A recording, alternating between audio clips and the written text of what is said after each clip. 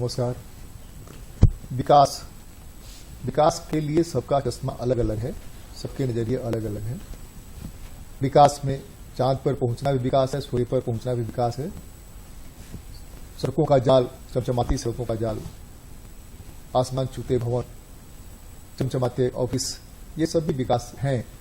विकास का जो मानक है वह मानक है कोई भी भूखा ना सोए। विकास का जो मानक है वह मानक है कि समानता में जो उसको आना चाहिए उसमें कहीं पीछे छूट नहीं जाए। भारत विकास कर रहा है, हम चांद पर पहुंच चुके हैं, सूर्य पर जाने की तैयारी, हमारा रॉकेट जा रहा है, सैटेलाइट्स जा रहे हैं। भारत विकसित राष्ट्र है और कहा जा रहा है कि देश के जो विकसित राष्ट्र हैं अगले 5-7 वर्षों में वहां दुनिया के विकसित राष्ट्रों के मुकाबले खड़ा हो जाएगा। हम कहां खड़े हैं बीच बहस में आज इसी पर चर्चा करेंगे। हमारे साथ भारतीय प्रशासनिक सेवा के अधिकारी रहे अमरेंद्र प्रताप सिंह जी हैं, स्वागत है आपका। नमस्कार, जोहार। हमारे साथ डॉक्टर राजश्री हैं, राजश्री जयंती, जो झारखंड ग्रामीण बैंक में डायरेक्टर हैं, आपका भी स्वागत है। हमारे साथ प्रोफेसर अनंत कुमार सिन्हा जी हैं, XISS में ग्रामीण प्रबंधन पढ़ाते हैं, स्वागत है आपका भी। सबको नमस्कार, सबको जोहार। आप चूंकि प्रशासनिक अधिकारी रहे हैं तो आप ही से शुरू करता हूं कि विकास को अगर देखें तो हम जो विकास देखते आए हैं और इन 10 सालों में जो विकास 8-9 सालों में विकास देख रहे हैं उसमें सड़कों का जाल बिछ गया है। चारों तरफ गांव में जहां की गड्ढे हुआ करते थे, बरसात में कीचड़ हो जाता था, वहां जा सकते हैं, आप आसानी से जा सकते हैं, पहुंच हर जगह हो गई है। शहरों में अब तो जो छोटे छोटे शहर थे वहां भी बड़े बड़े फ्लैट्स बन रहे हैं और फ्लैट से जीवन जीने का एक नया जरिया हो गया है। सब जगह चमचमाती कारें हैं। हालत यह है, इतनी कारें हैं कि सड़कों पर चलना मुश्किल हो गया। उसके लिए फ्लाईओवर बन रहा है, फ्लाईओवर भी मुश्किल में पड़ रहा है, कि फ्लाईओवर पर भी नहीं हो रहा है। तो यह भी विकास है, इसमें नौकरियां भी मिली, रोजगार भी मिले लोगों को। तो विकसित राष्ट्र को एक प्रशासनिक अधिकारी के रूप में और एक नागरिक के रूप में, दोनों में अगर आप देखना चाहते तो आप किस रूप में देखेंगे? विकसित राष्ट्र की परिकल्पना में पहुंचने के लिए अभी तो हम लोग को बहुत कुछ करने की आवश्यकता है। अभी जो इंटरनेशनल स्टैंडर्ड्स हैं उसमें हम लोग विकासशील देश की ही श्रेणी में आते हैं जी। और एक सार्वभौमिक कंसेप्ट है सस्टेनेबल डेवलपमेंट की, और वो तब आती है जब इकोलॉजी के साथ, आदमी के साथ और सभी पूरे इकोसिस्टम में बैलेंस बनता है। आज आप देखते होंगे कि जिस विकास की आप बात किए उससे बहुत सारी समस्याएं उत्पन्न हुई। चेन्नई, मुंबई, दिल्ली में एक दिन बारिश होती है और सबके घरों में पानी भर जाता है, तो ये सस्टेनेबल डेवलपमेंट में तो नहीं आएगा। फिर उसके साथ अदर इश्यूज आ जाते हैं। तो जो किसी भी लोकेशन की कैरिंग कैपेसिटी होती है, जैसे एक फ्लैट पहले 2 घर थे, अब वहाँ 20 लोग रहने लगे, तो वहाँ की वो कैरिंग कैपेसिटी उतना है या नहीं है। फिर ग्राउंड वाटर डिप्लेशन इतना तेजी से हो रहा है कि बहुत सारे क्षेत्रों में पेयजल की समस्या उत्पन्न हो रही है। तो ये इसको बैलेंस करने की जरूरत है, जिसके दिशा में कुछ काम शुरू हुए हैं। वाटर रिचार्जिंग के लिए गवर्नमेंट ऑफ इंडिया ने, स्टेट गवर्नमेंट ने मनरेगा में बहुत सारे पॉन्ड्स रिचार्जिंग के लिए बनते हैं, और अभी बीच में एक अमृत सरोवर करके एक बड़े पॉन्ड्स डेवलप करने के लिए एक बड़ी स्कीम चली है। तो हमको लगता है उसका एक पॉजिटिव इम्पैक्ट होगा। दूसरे, सोलर एनर्जी के क्षेत्र में इंडिया ने काफी अच्छा काम किया है पिछले कुछ समय में, और पहले जो इसकी कास्ट 25-30 रुपए पर यूनिट थी वो घट के 3-4 रुपए पर यूनिट पर आ गई है। तो ये एक पॉजिटिव दिशा में हम लोग मूव कर रहे हैं। उसके साथ जो सैनिटेशन वाला एक काम मैसिव तरीके से हुआ, वो उस दिशा में भी काफी अच्छा रहा। लेकिन फॉरेस्ट कंजर्वेशन, ये जो रोड बनती हैं इसके किनारे पहले 50 साल, 60 साल, 70 साल पुराने पेड़ थे, उनको काट दिया गया, और उसके सस्टेन करने के लिए पैरेलल प्लांटेशन नहीं हुआ। जब तक रोड बने तब तक वो कुछ हो जाए, या बड़े ऐसे क्वालिटी के प्लांट लगते हैं जो उस ऑब्जेक्टिव को पूरा नहीं करते, जो जामुन, इमली, नीम, बरगद, इस तरीके के पेड़ पूरा करते हैं इन्वायरमेंट के। इसके नाते दिल्ली को मैं पढ़ रहा था, उसमें लुटियन ने जब नक्शा बनाना शुरू किया, जब नक्शा पूरा हो गया, उन्होंने पहला काम कहा कि भाई जो सड़क के किनारे है और जो जमीन है उससे सबसे पहले पेड़ लगा। जब तक मकान तैयार होगा तब तक ही पेड़ भी तैयार हो जाएगा।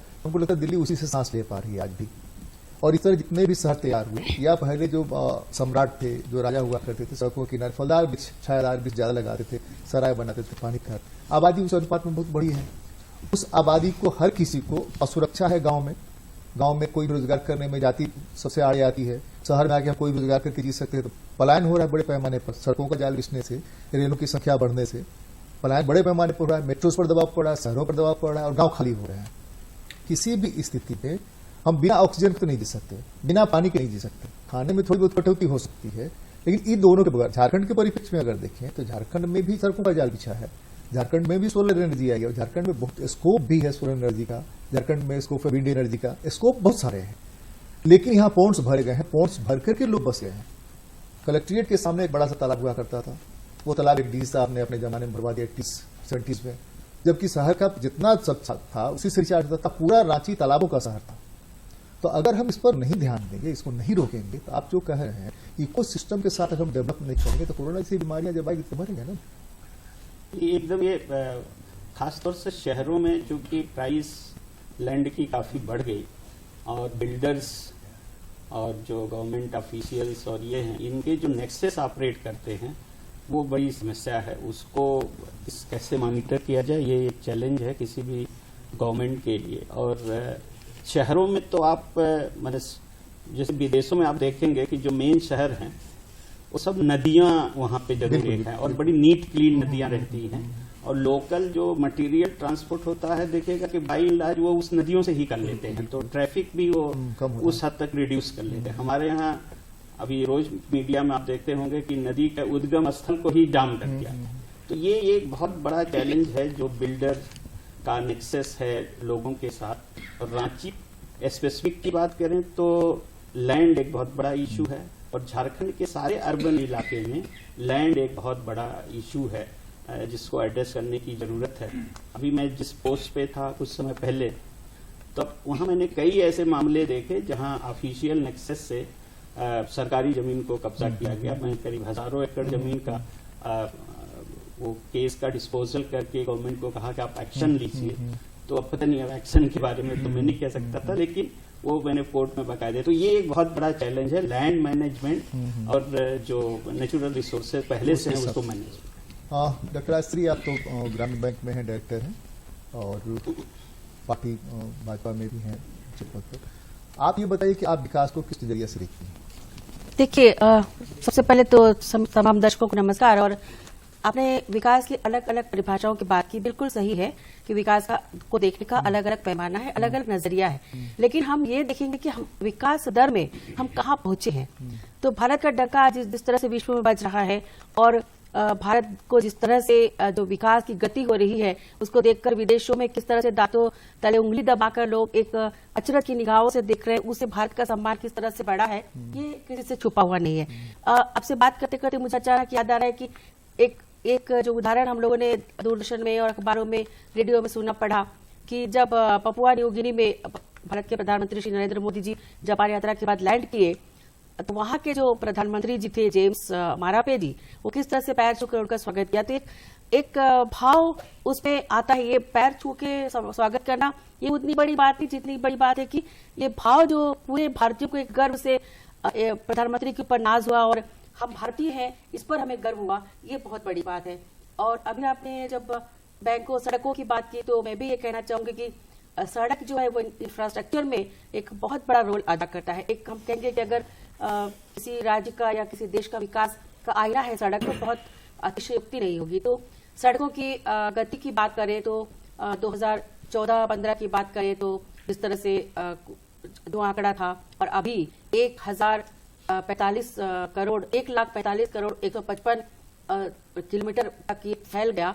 और सड़कों का जाल जिस तरह से भारत में सबसे विस्तृत है, तो ये जाल जिस तरह से नेशनल हाईवे बढ़ता चला जा रहा है, तो एक कहेंगे कि एक बहुत बड़ा आईना जो तमाम विदेशी आते हैं। अभी जो G20 भी हुआ था तो उसमें भी जो अध्यक्षता की गई, तो सारे लोग इन बातों की तारीफ कर रहे थे कि भारत जो 10 से 12 साल पहले था और आज जो भारत है तो वो विकसित तो दिख ही रहा है। और सड़कों की बात हम कर रहे हैं तो सड़कों में एक जो नई टेक्निक जो हुई है, स्टील स्लैग रोड जो अभी टेक्निक इस्तेमाल किया गया है वो एक ऐसा टेक्निक है जिस पर भारत के साइंटिस्ट को अवार्ड भी मिला है। तो हम कहेंगे कि सड़कों का जाल और सड़कों के लिए जो काम किया गया वो एक विकास का पैमाना जो हमारी नजर में एक बहुत बड़ा रोल अदा करता है। हाँ, प्रोफेसर अनंत कुमार सिन्हा जी, ये भारत में कहा जाता है गांव का देश है, भारत किसानों का गांव का देश है। तो इस बीच पिछले मैंने ग्लोबलाइजेशन की बात करते हैं 90s के बाद, तो 90s के बाद सड़कों के जाल बढ़ते चले गए हैं। पिछले 10 सालों में बहुत बढ़ा है। ट्रांसपोर्टेशन या ट्रांसपोर्ट या आवागमन की सुविधा बहुत ज्यादा हुई है और एक से एक चमकीली सुख सुविधा हुई है। जहां आप 12 घंटे में पहुंचते थे वहां 6 घंटे में पहुंच रहा है, 4 घंटे में पहुंच रहे हैं, 3 घंटे में पहुंच रहे हैं। हवाई जहाज तक लगभग पहुंच हो गई है सब लोगों की, हवाई जहाज से भी उड़ के जा सकते हैं। ये सारी स्थितियां बनी है। लेकिन यूएन ने गोल तय किया था, वो गोल जो एपीसीपी कह रहे थे वो था सस्टेनेबल गोल। उसको सतत विकास भी कुछ लोग कहते हैं, कुछ टिकाऊ विकास कहते हैं, यानी कि तुम जियो औरों को भी जीने दो, दोनों साथ साथ चलेगा। बिल्कुल। ये जो ग्रामीण विकास में आप पढ़ते पढ़ाते हैं तो उसमें आपका नजरिया क्या है? पूरे विकास को अगर देखें, भारत का जो विकास हुआ है उसको कैसे देखेंगे आप? विकास हुआ है, विकास एक सतत प्रक्रिया है, लेकिन ये थोड़ी जल्दबाजी होगी ये कहना कि भारत एक विकसित देश है, क्योंकि हम लोग उस ओर अग्रसर जरूर हैं। परिवर्तन दिखता है, चाहे वो हवाई अड्डे हो या सड़कों का जाल हो या और कुछ हो, लेकिन हमें समझना, बिजली के घंटे भी आपके बढ़ गए हैं। बिल्कुल, लेकिन हम लोड लोग शेडिंग कम हो गई है, कम से कम हो गई है, यह भी है। लेकिन हमें ये समझना होगा कि ये विकास जो है ग्रामीण क्षेत्रों तक पहुंचा है या नहीं पहुंचा। सड़कों का पहुंचना और विकास का पहुंचना और लोगों के जीवन में बदलाव आना, ये तीनों अलग अलग चीजें हैं। नहीं, बदलाव तो वहां है कि वो पैंट शर्ट पहनने लगे हैं। मैं वही बदलाव तो है कि कुरकुरे मिलने लगा। बिल्कुल, आप ये सोचें कि मेरा ये मानना है कि अगर आप गांवों में देखें, इस देश के ही विकास को लें, क्योंकि ग्रामीण क्षेत्र भी उसका हिस्सा है, जहां पे 75 से 80% तक वेल्थ जो है 15 से 20% तक लोग तो है, तो इतना बड़ा वेल्थ डिफरेंस है, इतना बड़ा जेंडर गैप है। चाहे आप स्वास्थ्य की सुविधाएं लें, शिक्षा की सुविधाएं लें, तो बहुत सारी चीजें कागजों पे तो दिखती हैं। जहां पे लाख से ज्यादा स्कूल ऐसे हैं जहां पे सिर्फ एक शिक्षक है, तो हम लोग किस विकास की बात कर रहे हैं? किस तरह की गुणवत्तापूर्ण शिक्षा हम लोग दे रहे हैं? तो ये सोचना कि टेक्नोलॉजिकल डेवलपमेंट और एडवांसमेंट जो है उससे लोगों के जीवन में भी विकास हुआ है, इससे मुझे थोड़ी असहमति है। दूसरी असहमति है भाई, आप टेलीफोन से, किसी के हाथ में मोबाइल है, हाँ, जब चाहे जिससे बतिया सकते हैं आप, जब चाहे विकास की चर्चा कर सकते हैं। हाँ, लेकिन आप ये देखें कि आज की तारीख में लोगों को आप शिक्षा नहीं दे पा रहे हैं। अगर आप साक्षरता के दर को देखें, बुनियादी सुविधाओं को लें, आज की तारीख में कोई गांव में व्यक्ति बीमार पड़ जाए, ठीक है आयुष्मान भारत है, कुछ दिन चला, बीच में कई प्रॉब्लम भी है, आज की तारीख में कहाँ सुविधाएं हैं? आपके जगह जगह स्ट्रक्चर, आपने स्वच्छ भारत मिशन की बात की, हर प्रखंड में जो है हमने आप जाकर देखें, ये बनाया है। रांची के बाहर निकलकर आप देखें, गुमला या बाकी कुछ जिलों में भी जाके देखें, कितने लोग स्वच्छ भारत मिशन के तहत बने टॉयलेट्स को यूज कर रहे हैं। कई जगह लोग उसको स्टोर के रूप में यूज कर रहे हैं। तो हार्डवेयर आपने डेवलप किया, सॉफ्टवेयर पार्ट अभी भी बचा रह गया, तो कहीं ना कहीं जो विकास की गति है वो उतनी तेजी से सबके पास नहीं पहुंच पाई। अगर हम पुणे, बेंगलोर, दिल्ली जैसे शहरों को देखें तो जरूर वहां पे विकास हुआ है, लेकिन टेक्नोलॉजिकल एडवांसमेंट से ये एज्यूम कर लेना कि लोगों के जीवन में विकास हुआ है, नहीं है। गाँव की बात अगर आप करें, गाँव में हम किस तरह की शिक्षा दे रहे हैं? गाँव से लोग उठकर दूसरे शहरों में जा रहे हैं, हम उनको यहाँ पे रोजगार नहीं दे पा रहे। अनएम्प्लॉयमेंट एक बहुत बड़ा इशू है। ट्रैफिकिंग एक, खासकर झारखंड के परिप्रेक्ष्य में देखें, ट्रैफिकिंग एक बहुत बड़ा इशू है। आज भी जो है, ठीक है, हम पीडीएस और ये सब, हंगर आज भी एक, मैल न्यूट्रिशन झारखंड में एक बहुत बड़ा इशू है। तो ये किस तरह के विकसित राज्य की या देश की परिकल्पना है जहाँ पे आज भी मैल न्यूट्रिशन एक बहुत बड़ी समस्या है? जी, हम आपको पानी दे रहे हैं चापाकल का, आप नहीं पीजिए तो हम क्या करेंगे? नहीं, सरकार क्या करेगी?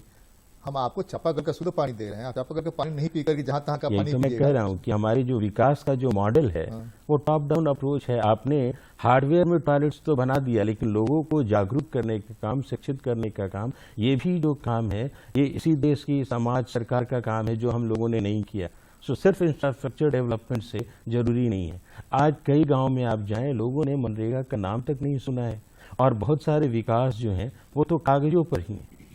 तो चकाचौंध और मीडिया में आप किसी एक इंडिकेटर की, मानकों की बात करें आप, ठीक है, क्या प्रेस की स्वतंत्रता है? अगर आप डेवलपमेंट की मानकों को ले, आए दिन एक संपादक ने मुझसे कहा कि मैं चाहता हूं कि आप लिखें, लेकिन मेरी कुछ शर्तें हैं कि आप बैलेंस्ड लिखें। हमने कहा बैलेंस्ड लिखने का मतलब क्या है? उन्होंने कहा कि आप सरकार की नीतियों के खिलाफ नहीं लिखेंगे। मैं ये स्पष्ट कर देना चाहता हूं, मैं किसी एक पार्टी विशेष या व्यक्ति विशेष की बात नहीं कह रहा हूं, कोई भी पार्टी सरकार में हो, ये ओवरऑल है। तो ग्रामीण क्षेत्रों में मैं मानता हूं सड़कें जरूर पहुंची हैं, लेकिन ऐसा विकास जिससे लोगों के जीवन में बदलाव आए वो भी नहीं हुआ है। और ये जो विकास का मॉडल है जहां पे आप सब कुछ मुफ्त में दे रहे हैं, कल को आप सोच ले वो हटा लें तो क्या होगा? एक सवाल हम आपको छोड़ करके आपके पास आते हैं, फिर लौट कर आए तो सवाल का जवाब पूछेंगे। सवाल आपके पास छोड़ देते हैं। आपके यहाँ जो बच्चे पढ़ करके निकलते हैं उनको कैंपस में ही लाखों की नौकरियां मिल जाती थी, ये विकास है ना भाई? लाखों रुपए की नौकरी मिल गई, पढ़ के निकले और लाखों रुपए की नौकरी मिल गई। इस पर बात करेंगे विकास है कि नहीं है, फिर आगे बात करें। हमारे साथ प्रेम मित्तल जी जुड़ गए हैं। प्रेम मित्तल जी भी बैंक में डायरेक्टर हैं और भाजपा के नेता हैं। स्वागत है आपका। नमस्कार। नमस्ते। प्रेम जी, आप विकसित राष्ट्र के रूप में अगर चीजों को देख रहे हैं तो कैसे देख रहे हैं? देखिए, विकास तो एक सतत प्रक्रिया है। विकसित अल्टीमेट कभी भी नहीं हो सकता है। विकास दर विकास वो हमेशा पूर्ण रहेगा और हमेशा विकास की गुंजाइश बनी रहेगी। अभी राष्ट्रीय जी ने बड़ा अच्छी बात कही कि आप विकास को किस नजरिया से देख रहे हैं, ये महत्वपूर्ण है। क्या हम विकास को जन आधारित, जन केंद्रित नजरिया से देख रहे हैं? हमारा दृष्टिकोण क्या है? जैसा कि प्रोफेसर साहब भी बोल रहे थे कि हम अगर केवल शहर का विकास, शहर में बिल्डिंग बना दिए, शहर में सड़क बना दिए, शहर में बिजली का चकाचौंध पैदा कर दिए, तो केवल वही विकास नहीं है। वो भी है, लेकिन केवल वही नहीं हो सकता। गांव तक हम पहुंचे कि नहीं पहुंचे? गांव में स्वच्छ जल अभी चल रही है, हर घर नल जल योजना, वो हर घर में पहुंचा कि नहीं? ग्रामीण सड़क योजना के तहत हम कितने गांव तक पहुंचे? गांव का विद्युतीकरण लगभग हो गया, गांव तक बिजली पहुंच गई। तो अगर हम ग्रामीण क्षेत्र को, फिर अभी हम कभी कभी कहते हैं ना कि पर कैपिटा इनकम, विकास का एक पैमाना, विकास के कई पैमाने हैं, माने कौन सा पैमाना पर चर्चा करें? जिस पर कैपिटा इनकम बढ़ गया, तो पर कैपिटा इनकम बढ़ गया तो उसमें लोअर ग्रेड का इनकम कितना बढ़ा और हायर ग्रेड का कितना बढ़ा? Per capita income is average. अगर केवल उन लोग का बढ़ा और इसका घट ही रहा तो भी तो पर कैपिटा इनकम बढ़ जाएगा। बढ़ गया ना भाई, बढ़ गया, लेकिन जिसका बढ़ा, ये मैंने कहा कि दृष्टिकोण हम लोग पत्रकारिता में पढ़ाते हैं कि पानी आधा गिलास में भरा हुआ है, आधा खाली है। हम लोग जो पढ़ाया जाता है गिलास का साइज इसलिए बना कि गिलास को भरा रहना चाहिए, इसलिए साइज वो बनाया गया। अगर आधा खाली है तो ये बताना हो कि आधा खाली है, और आधा खाली इन कारणों से खाली है। सरकार को बताना पड़ेगा और हमको भी बताना पड़ेगा कि सरकार ने बजट एलोकेशन तो किया, लेकिन बजट एलोकेशन अगर रूरल डेवलपमेंट में है और उनको नहीं पहुंच रहा है पैसा, वेलफेयर में उनको पैसा पहुंच नहीं पा रहा है, वो पैसा लौट कर फिर बजट का आकार बढ़ जा रहा है, तो वो विकास नहीं है। हाँ, यस, आपने दिखा, जो आप कह रहे हैं उसी को हम कह रहे हैं कि आप जो कह रहे हैं उसमें कि आप एलोकेशन आज भी अगर टोटलिटी में जोड़िएगा तो सबसे ज्यादा विकास की राशि गांव के लिए, एग्रीकल्चर के लिए होती है, लेकिन एक्सपेंडिचर कितना है, लौटता कितना है, यह एक सवाल है। और उससे इंपैक्ट क्या हुआ? नहीं, मूल चीज जो ऑक्सीजन और पानी है, हाइड्रोजन और वो कहना ऑक्सीजन को मिला के पानी बनेगा, और ऑक्सीजन चाहिए आपको, जो कोरोना में प्रॉब्लम हो गया था, तो कोरोना का प्रॉब्लम और आना है। दिल्ली का दम आज भी घुट रहा है, बगैर कोरोना के घुट रहा है, कलकत्ता का घुट रहा है, मुंबई का घुट रहा है, जबकि सब वित्तीय शहर है, सब महंगे शहर है, भाग रहे हैं लोग। उसी तरफ गांव से लोग भाग रहे हैं, शहर से जो लोग ये क्या नाम है एब्सेंटी लैंडलॉर्ड थे, वो लोग भी गांव से भाग आए। अभी गांव जाने की तैयारी करें फार्म हाउस बनाने के लिए, सिर्फ फार्म हाउस बनाने के लिए। एक नया चल पड़ा कि फार्म हाउस बनाए। तो अगर डेवलपमेंट को उस नजरिए से देखें जो हम कह रहे हैं कि ग्लास खाली है, तो बताना पड़ेगा ग्लास आधा खाली है, इसलिए कि आपको नहीं दिखाई दे रहा। आप जहां बैठे हुए हैं वहां से सब चीजें नहीं दिखाई दे रही। तो मीडिया मैन के रूप में ये जरूरी है कि हम आपको बताएं कि देखिए ग्लास खाली है आधा, इसके लिए आपको पानी पूरा दिया गया था, ग्लास का साइज भी बनाया गया था, तब भी ग्लास क्यों खाली है? नहीं, ये बताने की जिम्मेदारी केवल सरकार की नहीं। सरकार तो अपना काम कर रही है, जहां से भी फीडबैक मिल रहा है, कितना पहुंचा पाती है, डिलीवर कर पाती है, वो एक अलग विषय है। ये जिम्मेदारी इकोनॉमिस्ट की भी है, सोशल वर्कर्स की भी है, एनजीओज की भी है, जो समाज में जुटे, मीडिया की तो सबसे ज्यादा है, क्योंकि मीडिया ही तो लोकतंत्र में आंख और कान है। तो मीडिया की सबसे ज्यादा जिम्मेदारी है कि वो चीजों को सामने लाए। सचमुच में बड़ा गंभीर सवाल है। चलिए जी, तो इन चीजों को देखते हुए ठीक है। विकास की जहां तक बात की जाए तो विकास तो माने ये नहीं है कि आज 10 साल के मोदी जी के राज्य में ही विकास हुआ। ठीक है, तीव्र गति से हुआ, अनेक क्षेत्रों में हुआ, गांव तक हुआ, और कई तरह की ऐसी योजनाएं चली जिससे लोगों को सीधा लाभ। डीबीटी, अब जनधन खाता जब खुल रहा था तो लोग सवाल उठा रहे थे, आज उसका सबसे बड़ा लाभ मिला कि डीबीटी। अब बीच का जो करप्शन था वो खत्म हो गया, सीधे खाते में पैसा जा रहा है। डिजिटलाइजेशन का लाभ हो रहा है, डिजिटलाइजेशन हुआ तो उसका भी लाभ हो रहा है। तो कई क्षेत्रों में लाभ हुआ है, कई विकास के काम हुए हैं, और भी विकास के काम कर रहे हैं, बहुत काम कर रहे हैं। माने ये तो अंग्रेज लोग भी विकास किया था, इससे तो इंफ्रास्ट्रक्चर, रेलवे सब उन्हीं लोग का डेवलप किया हुआ है। उसके बाद जो भी सरकार है, इंडस्ट्रियलाइजेशन हुआ उसके बाद देश का, उसके बाद फिर किसानों पर ध्यान दिया गया, उसके बाद कई तरह माने विकास के आयाम। अब किधर फोकस किस सरकार का है और समावेशी विकास ये बहुत जरूरी है। सबका विकास इंक्लूसिव होना चाहिए, इंक्लूसिव होना चाहिए, सबका होना चाहिए और सबके साथ होना सबके ये जो और सबका प्रयास भी होना चाहिए, सबका प्रयास भी होना प्रयास तो सब कर ही रहे हैं प्रयास सब।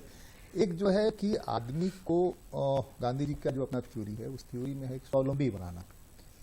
जो पढ़ाई लिखाई है, बुनियादी शिक्षा है, उस बुनियादी शिक्षा यहाँ भी शिक्षा में बदलाव हुआ है। अब वोकेशनल कोर्सेज उसके साथ जुड़े गए हैं, नई शिक्षा नीति जो आई है उसमें था कि वो अपना सब कुछ साफ करने का जिम्मा उसका होगा, अपने खाने कमाने और बनाने के लिए हुनरमंद उसको बनाया जाएगा, ताकि यहाँ से निकले मिडिल स्कूल पढ़ करके भी तो किसी पर अवलंबित नहीं रहे।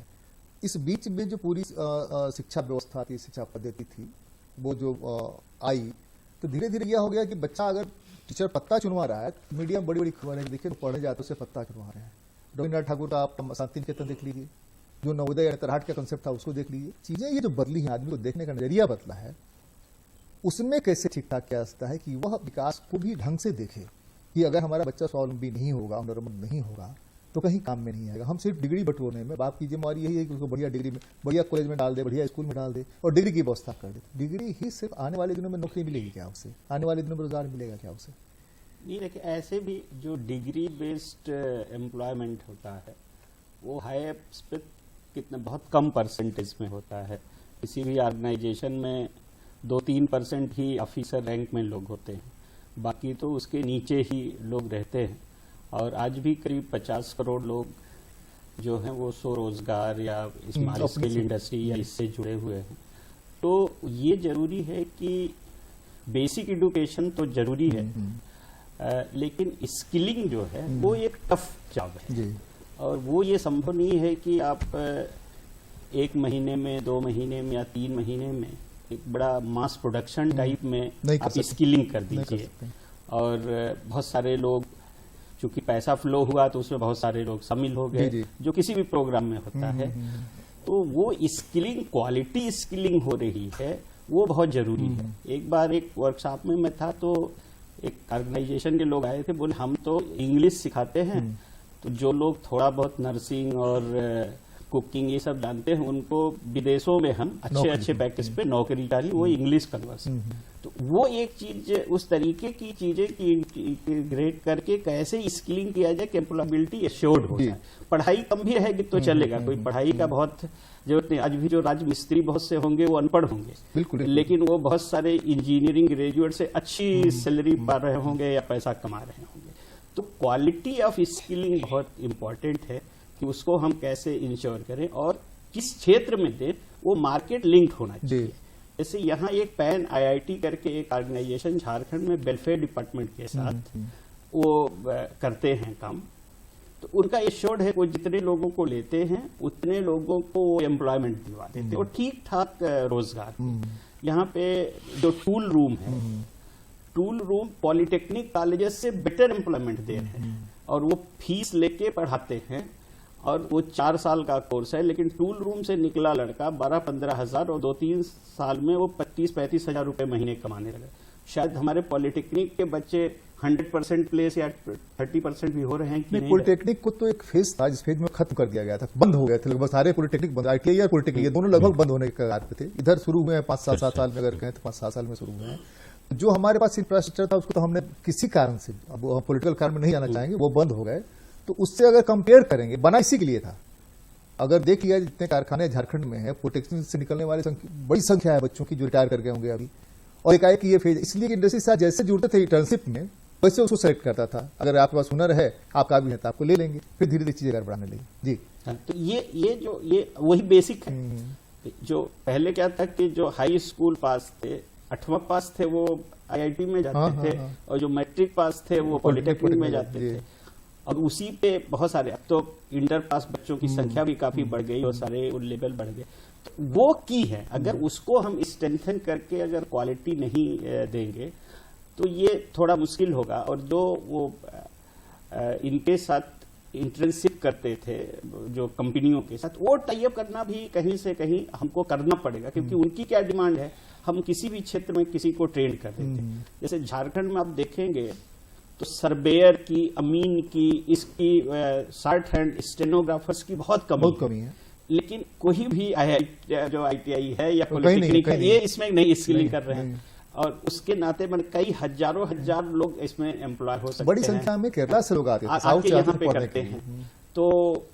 तो वो एक बहुत बड़ा चैलेंज है कि जैसे ही कोई, और उसके नाते बड़ी हाई क्वालिटी की नौकरी। मैं एक छोटा एग्जांपल आपको बताऊं, मैं इंडस्ट्री लेना शुरू किया इलेक्ट्रिशियन, वो 6-8 महीने के प्रेसिडेंट रूल में उसकी इफिशियंसी इतनी आ गई कि वो हाई कोर्ट में जब एग्जाम निकला तो उसमें निकल गया, वो आज जो किसी जज साहब के साथ वो स्टेनोग्राफर है और वहां उसको 50-60 हजार रुपए सैलरी मिल रही है, जो यहाँ पे दिल्ली वेजेस पे रहा होगा 10-12 हजार का। तो ये क्षेत्र जो है, क्षेत्र का सिलेक्ट कर रहे कि कहाँ मार्केट की डिमांड है, उसके बेस पे अगर क्वालिटी स्किलिंग किया जाए तो हमको लगता है कि सेल्फ एम्प्लॉयमेंट के क्षेत्र में, और वही सस्टेनेबल है, बाकी कोई एम्प्लॉयमेंट सस्टेनेबल नहीं है। रसरी जी, जी जो बैंक्स हैं, बैंक्स का जो ओरिएंटेशन रहा है शुरू में जी कि पैसे वालों को ही पैसा देना, इधर ट्रेंड बदला है कि उसमें देखते हैं कि भाई पढ़ने लिखने वाले जो बच्चे हैं उनको भी पैसा दे रहे हैं और ठेला वालों और रौड़ी वालों को भी दे रहे हैं।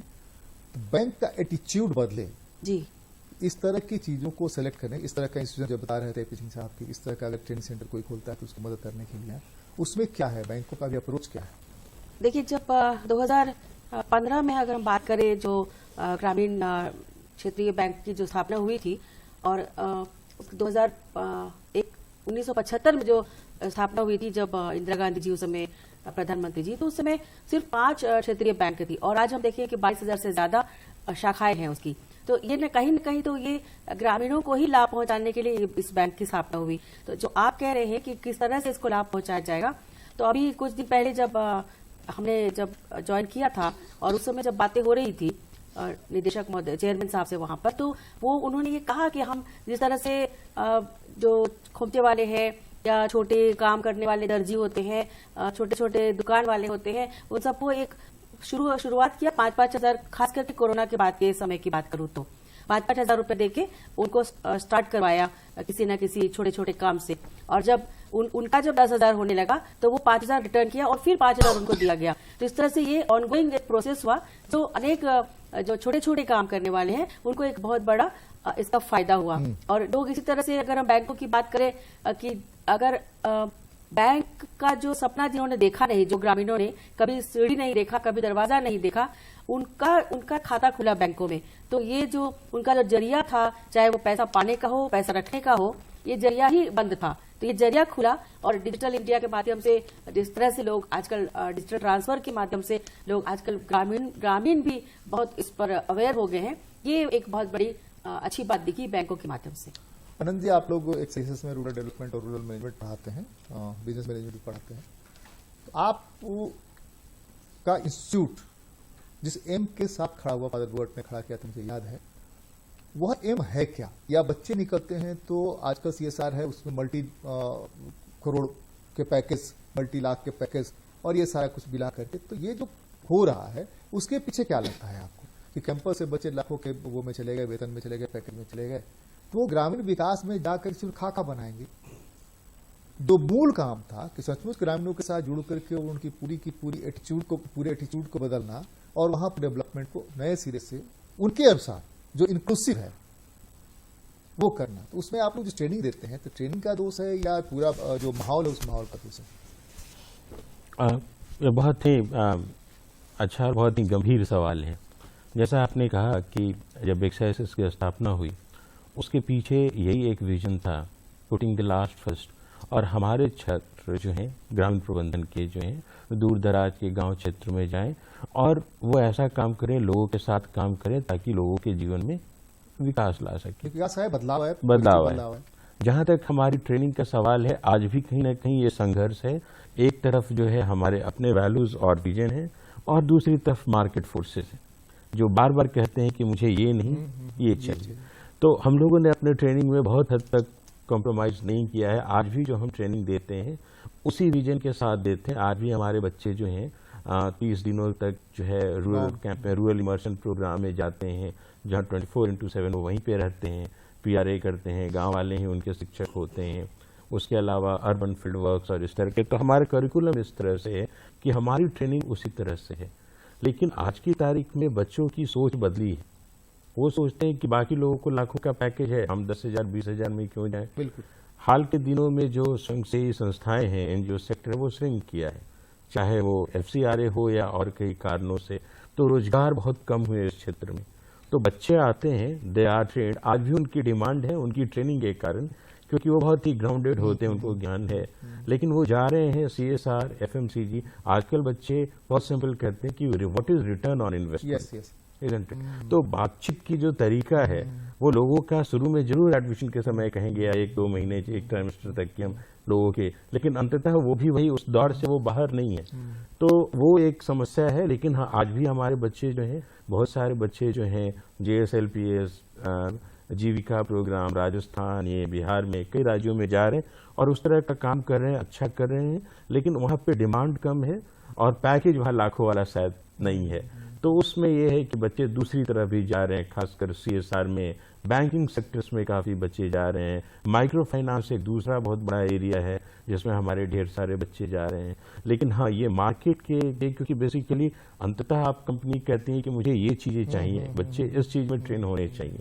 तो वो एक है जिसमें वो एक लगता है ये संघर्ष चलता रहेगा, जो एक मार्केट डिमांड, कोई उपाय नहीं है ना। मार्केट फोर्स को जो है आप कैसे इग्नोर कैसे करेंगे, आंधी को कैसे इग्नोर करेंगे? बिल्कुल। और उससे पहले जो आपने सवाल पूछा था कि एक्साइज जैसे कितने संस्थान हैं, आप ये सोचें कितने लोग आके ऐसे पढ़ेंगे। और आज अगर आप आंकड़ों को देखें तो हमारे जो ग्रेजुएट्स निकल रहे हैं, यूनिवर्सिटी भी पढ़ा रही, पढ़ाने का अंदाज भी आज की तारीख में अगर इंजीनियर्स और मैनेजमेंट ग्रेजुएट्स के उसमें आप देखें तो 10 से 20% से ज्यादा एम्प्लॉयबल नहीं, वो भी एक बड़ी समस्या है।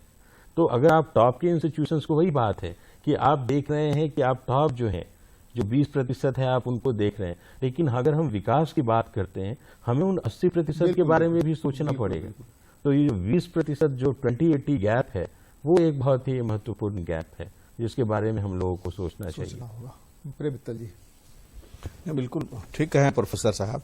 एक्चुअल क्या कि आज का पीढ़ी हो गया कैरियर ओरिएंटेड। बिल्कुल। वो तो कॉलेज में एडमिशन ले रहा हो, XLRI जैसा इंस्टीट्यूट में ले रहा, तो दिमाग में कैरियर है 99%, उससे भी ज्यादा। बिल्कुल बिल्कुल बिल्कुल। वो कैरियर ओरिएंटेड है, समाज का सेवा करिए, गांव में जाकर कुछ वैसा पैकेज ओरिएंटेड, ज्यादा बेहतर है पैकेज ओरिएंटेड या पैकेज ओरिएंटेड। किसी भी इंस्टीट्यूट में वो जा रहा है तो अपने करियर को शादियां हो या पैकेज, कोई बच्चे को नहीं देखता है। और आप हम भी ये नहीं पूछते ना कि आपको क्या सिखाया जा रहा है, आप तो पूछते हैं बेटे तुम्हारा पैकेज क्या है। तो आज का पीढ़ी कैरियर ओरिएंटेड है, लेकिन ठीक है, उसी में से रास्ता भी निकलता है। बहुत से लोगों को आज NGO अगर ग्रामीण क्षेत्र में या कोई भी सामाजिक क्षेत्र में काम कर रहा है, तो अब NGO भी ऐसा नहीं रह गया कि प्योर कहीं ना कहीं से गवर्नमेंट के फंड से कोई स्कीम चला रहा, उसमें भी एक तरह का रोजगार हो गया है NGOs में भी। तो वो भी एक है माध्यम जिसमें XLRI एक्सपर्टाइज दे सकता है, उन लोगों को सप्लाई कर सकता है। तो ये एक चीजें हैं, कई चीजें, क्या मैंने क्या उसको कहा जाए। देखिए, एक चीज जो है ना, वो मूल ये है कि मेरा मानना है अपना कि भारत गांव का देश और गांव का देश रहेगा, इसलिए कि उसके बगैर आपकी रोटी नहीं चल सकती है, उसके बगैर आपकी दुनिया नहीं चल सकती है। लेकिन गांव में यह नौबत आ जाए कि हल चलाना सिखाना पड़े, इससे दुर्भाग्यपूर्ण कुछ नहीं होगा कि उसके लिए कोई ट्रेनिंग इंस्टीट्यूट खुले और कोई इंजीनियर जाए कि हल कैसे चलेगा, कितना नीचे जाना है, कितना क्या करना है। हालांकि मशीनीकरण हुआ तो ट्रैक्टर्स आए हैं, कितना नीचे जाना है नहीं जाना है वो आप कर सकते हैं, बहुत तरह के मल्टीप्लायर्स उसमें लगे हुए हैं जिससे कि बीज से लेकर के साथ कुछ कर सकते हैं। लेकिन हमारे आदमी के पास यह स्किल अगर नहीं रह जाएगा तो हर कोई ट्रैक्टर खरीद करके या ट्रैक्टर को भाड़े पर लेकर जुतवा खेत नहीं जुतवा सकता है, और खेत नहीं जुतवा सकता है तो खेत छोटे छोटे हैं, छोटी जोत है तो खेती करेगा कैसे। और खेती इतनी महंगी हो गई है कि खेती नहीं कर पाएगा, तो एक बड़ा हिस्सा जो 20 और 80 का बात है, अगर उसको हम कम भी कर दें तो लगभग 60-40 का, वो 60 के पास रोटी कहां से आएगी, और उसके पास रोटी नहीं है तो आपको रोटी कैसे देगा। ये दोनों भाई वर्षा है। अगर हमारे जंगल नहीं बचे, झारखंड नाम है हमारा, जंगल नहीं बचेगा, यह ऑक्सीजन जो है वो दिल्ली तक पहुंचाता है या बांग्लादेश तक पहुंचाता है, इधर चीन के बॉर्डर तक पहुंचाता है।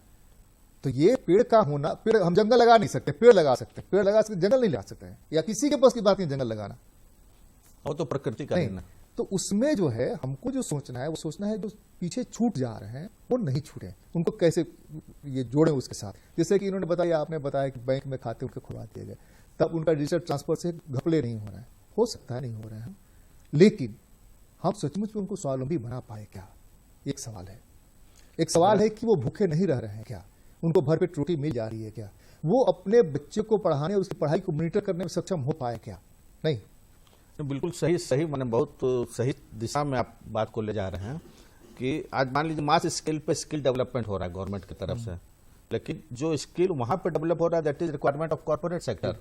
ये जो आप गांव के बोले हल चलाना और बाकी खेती और आप ये क्या- सारा चीज, अभी आएगा ना कि इतना ट्रक टमाटर जो है फेंक दिया, अभी आएगा, ये गोभी फेंक दिया गया। वो हम जो उसका कोई ग्रामीण बात अर्थव्यवस्था के लिए जो स्किल चाहिए उसका डेवलपमेंट कैसे हो और उसकी भी कैसे ट्रेनिंग हो, इस पर भी बहुत गंभीर विषय है कि उस पर भी ध्यान देने की नहीं, जरूरत झारखंड में है। हम है तो उसी की बात नहीं, हम तो हाँ। दिल्ली की बात करेंगे नहीं, हम तो बम्बई की बात नहीं, हम तो वही है ना भाई। और यही बम्बई को भी देगा, सब्जी से लेकर अनाज तक यही बम्बई को भी देगा, दिल्ली को भी देगा। और झारखंड में भी पेड़ की बात कर रहे हैं, झारखंड में तो इतना माइनिंग होता है, इन इस पेड़ हिसाब कहाँ ने जो उगाता कहा है, कि पेड़ तो खत्म हो रहा है। पेड़ लगाने हैं जो सड़कों के किनारे, वो कौन बड़ी बात है भाई। जो इंजीनियर जो प्लानर हैं वो क्यों नहीं मस्ट करते हैं कि जिस समय आप डीपीआर बनाते हैं तो पहले आप पेड़ लगाना शुरू करिए, पेड़ काटने के पहले। दूसरे की पेड़ों को जिस ढंग से सीमेंट से आप बांध देते हैं, क्या तरीका है भाई। आप कल तरु देखिए ना, डोरंडा कॉलेज का तरु का क्या क्या है भाई। नहीं, इसमें सोचने के लिए भी प्रधानमंत्री को कहना पड़ेगा, मुख्यमंत्री को कहना पड़ेगा। तो सही ये बात है। बहुत अजीब बात है भाई। यहाँ प्लानर उसके बारे में क्यों नहीं सोच सकते हैं। बिल्कुल लोकल लोगों को, अब सवाल यह है कि सारा जगह तो आईएएस बैठा हुआ है और वो एकदम हैवी डिग्री पूरा पढ़ाई करके आया है, नहीं तो IAS लेकिन कहाँ जो बात उसको कर रहा है पेड़ जमीनी लगाने की? नॉलेज है, जमीनी ज्ञान है जिन लोगों को, वही वैसे छूट रहा लोगों है। का इन्वॉल्वमेंट कैसे उस प्लानिंग में, बिल्कुल, ये बड़ा जरूरी है।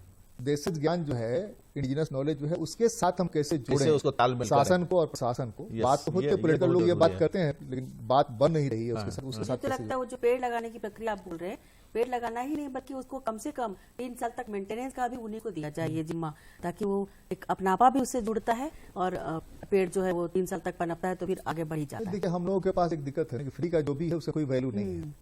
हवा फ्री का है, वैल्यू नहीं है। पानी फ्री का है, वैल्यू नहीं है। आदर फ्री का है, उसका वैल्यू नहीं है। उसी के लिए अब कीमत चुकानी पड़ती है बोतल की। तब अब बोतल की कीमत चुकाने में लोगों को हर्ज नहीं लगता है, जबकि वो उसके साथ जहर भी ले रहे हैं, साथ साथ बोतल के साथ साथ जहर भी ले रहे हैं। लेकिन साहब क्या रास्ता निकल सकता है, समय भी हमारा उस हिसाब से कंक्लूड करने की ओर पहुंच रहा है। देखिए, जो लोकल गवर्नमेंट है, पंचायत या अर्बन लोकल बॉडीज, उनका पार्टिसिपेशन डेवलपमेंट में बहुत स्ट्रांगली और उनको थोड़ा एडवाइजरी भी करने की नहीं, वो जरूरत तो है। बना इसी काम की ना, पंचायतें तो बनी इसीलिए। लेकिन वो बहुत रूटीन चीजों में रूटीन हो गई बस। रूटीन चीजों में लग जाते हैं। उनको टारगेट दे दिया कि इतना करना है, वो अपना टारगेट उसी में लगे रह जाते हैं। तो अपनी लोकल प्लानिंग, लोकल आवश्यकता को जब तक नहीं एश्योर करेंगे और उनको प्रॉपर टेक्निकल एडवाइस भी देना चाहिए। जैसे अगर झारखंड की बात करें तो पंचायतें जो हैं बहुत ही अनऑर्गेनाइज्ड आप वर्ड यूज कर हाँ, सकते हाँ, हैं। हाँ। अगर आप केरल से कंपेयर करें, उनके पास कुल मिला के एक पंचायत सेवक होता है जिसका कोई ऐसा कोई क्वालिफिकेशन नहीं है। उनके पूरे ब्लॉक में 1 या 2 जेई होते हैं, 25-30 पंचायतें हैं। तो ये इस तरीके का जो इशू, इसको एड्रेस करना कि पंचायतों के को टेक्निकल सपोर्ट किस तरीके से दिया जाए और जितनी योजनाएं हैं अगर उसमें नीचे से आने वाली योजनाओं को एक सर्टेन परसेंटेज बिटेज दिया जाए या पैसा डिबोल किया जाए, तो पंचायतों ने बाई लार्ज जितने भी लोग उनके ऊपर एलिगेशन लगाए, लेकिन जो मुझे लगता है कि उन्होंने जो हेडक्वार्टर्स में बैठे लोग हैं उनसे बेटर काम किया है। उनका जो है रोज मॉनिटर कर रहा है ना, कल तो उसको जाना है और सब पहचानता है उसको। तो इसलिए वो बेटर उनको रिसोर्स मतलब रिसोर्स पे लोग बैठे हुए हैं, रिसोर्स उनको नहीं दिया जा रहा है और जो लिमिटेड रिसोर्सेज जा रहे हैं उसमें भी कुछ टाई अप हो जा रहा है कि इससे ये कर लीजिए, तो उनकी फ्रीडम को कर्टेल किया गया। तो हमको लगता है वो अगर डिवोल्यूशन 30-40% का सारे स्टेट फंड से किया जाए और उनको थोड़ा टेक्निकली उनको सपोर्ट दिया जाए, तो हमको लगता है बहुत सारे लोकल इशू को वो बेटर हैंडल कर पाएंगे। राजश्री जी, अगर बैंक इसी तरह से लोगों के साथ जुड़ करके प्लान करें, कैंप लगाएं, कैंप लगा कहें कि भाई हम रेहड़ी वालों को इतना दे रहे हैं, ठेला वालों को इतना दे रहे हैं, रिटर्न करोगे तुरंत हम आपको इतना देंगे। तो इससे स्थितियां बदल सकती हैं। बिल्कुल, बैंक में है तो आप ये प्रपोजल दे हुआ सकते भी है, ये अवेयरनेस पहले बैंक के थ्रू हुआ भी है। और अभी जो बातें कर रहे थे कि मैं तो सीधी जानती हूँ कि अगर कोई भी सरकार हो, पार्टी विशेष की बात नहीं कर रही हूँ, अगर नीति स्पष्ट है और नीयत साफ है, उस दृष्टिकोण से अगर हम काम करते हैं और खासकर अगर हम हमारे प्रधानमंत्री नरेंद्र मोदी जी की बात करें तो जब उन्होंने एक बार बहुत पहले मुझे याद आ रहा है जब उन्होंने कहा था कि my idea of India is सत्यमेव जयते, my idea of India is वसुधैव कुटुंबकम, my idea of India is अहिंसा परमो धर्मा। तो ये 3 जो हमारे सूत्र हैं एक किसी भी देश को विकसित करने के लिए, इस पर अगर हम काम करें, इस पर हमारे हर एक नागरिक काम करे, तो मुझे नहीं लगता कि गाँव का भी विकास इसमें होने में कहीं से कोई एक सच्चाई दिखनी चाहिए कि हम गांव का विकास चाहते हैं सचमुच।